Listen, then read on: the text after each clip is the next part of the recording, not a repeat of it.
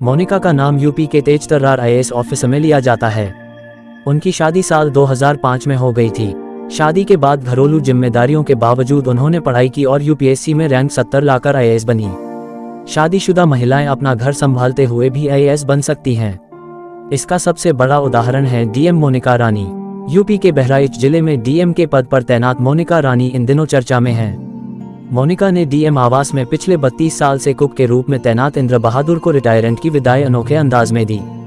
मोनिका का नाम यूपी के तेज तर्रार आईएएस ऑफिसर में लिया जाता है।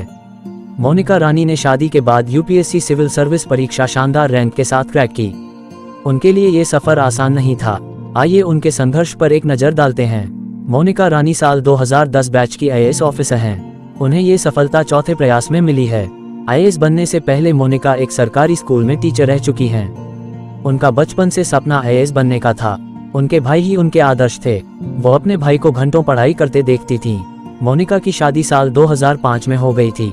शादी के बाद घरेलू जिम्मेदारियों के बावजूद उन्होंने पढ़ाई का साथ नहीं छोड़ा। वो दिल्ली के बिजवासन में एक सरकारी स्कूल में टीचर की जॉब लग गई। टीचर की जॉब करने के साथ वो यूपीएससी की तैयारी करती रहीं। मोनिका रानी का बेटा 8 महीने का था जब उन्होंने यूपीएससी परीक्षा देने का फैसला लिया। मोनिका के पति कोलकाता में पोस्टेड थे। घर की जिम्मेदारी अकेले संभालते हुए मोनिका ने यूपीएससी की परीक्षा दी। हालांकि उन्हें उनके 3 प्रयास में सफलता हासिल हुई। मोनिका ने घर की जिम्मेदारी निभाते हुए यूपीएससी परीक्षा क्रैक कर ली। उन्हें यूपीएससी 2010 की सिविल सर्विस परीक्षा में रैंक 70 प्राप्त हुआ था। मोनिका ने जब यूपीएससी परीक्षा क्रैक की तब वो 29 साल की थी। मोनिका रानी इन सभी युवाओं के लिए प्रेरणा है। सफलता एक यात्रा है, न कि सिर्फ एक मंजिल। सफलता वही है जहां तैयारी के अधिक से अधिक अवसर मिलते हैं। सफलता पूर्व निर्धारित, सार्थक, व्यक्तिगत लक्ष्यों की प्रगतिशील प्राप्ति है। बिना उत्साह में कमी आए असफलता के बावजूद चलना ही सफलता है।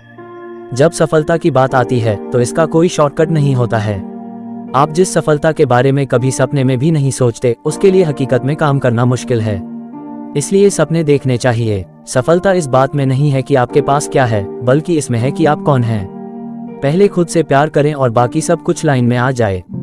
इस दुनिया में कुछ भी करने के लिए आपको वास्तव में खुद से प्यार करना होगा। यदि आप एक सुखी जीवन जीना चाहते हैं तो इसे एक लक्ष्य से बांधें, न कि लोगों या चीजों से।